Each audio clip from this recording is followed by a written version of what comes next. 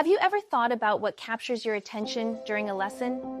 My name is Megan, and today you will learn about the intentionality of specific cues within instructional contexts that make people learn best.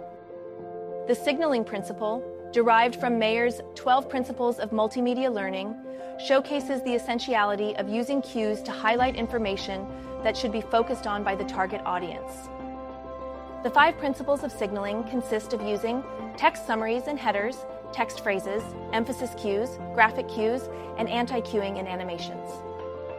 Text summaries and headers are key components that make information within a lesson more structured and effective to the audience. Take, for example, this graphic organizer shown here. We clearly see headers and text summaries for this language arts lesson over what the 5 elements of plot consist of and the order in which they occur. Adding text phrases to direct the learner's attention to specific content is another effective principle of signaling. If I were to say, "Take a look at this plot diagram," learners would be prone to focusing on it due to the auditory cue I made.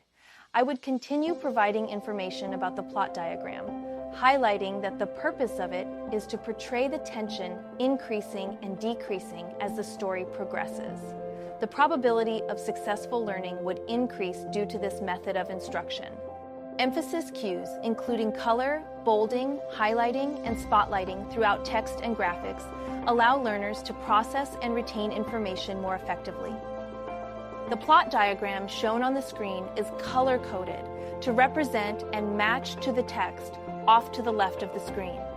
You can clearly see where the 5 elements of plot occur in correspondence to the beginning, middle, and end of the story. For instance, we see the word "end" in the on-screen text, bolded and colored green. The plot diagram itself is partially colored green where the end of the story occurs, thus showing that the falling action and resolution transpire at the end. Incorporating graphic cues within lessons such as circles, arrows, and pointers successfully can significantly increase learners' attention towards crucial text and visuals. If I am lecturing on the first element of plot, which is the exposition, this graphic cue of a red circle would focus and maintain attention towards this portion of the diagram, thus supporting the learner internalize the information being given. The arrow is an additional graphic cue that shows the learner the following step in the plot diagram and will cause the learner to now focus their attention on the rising action. The 5th and final principle of signaling is using anti-cueing in animations. When a visual is primarily uncolored except for a specific portion, the learner will be drawn to that focal point without any distracting elements.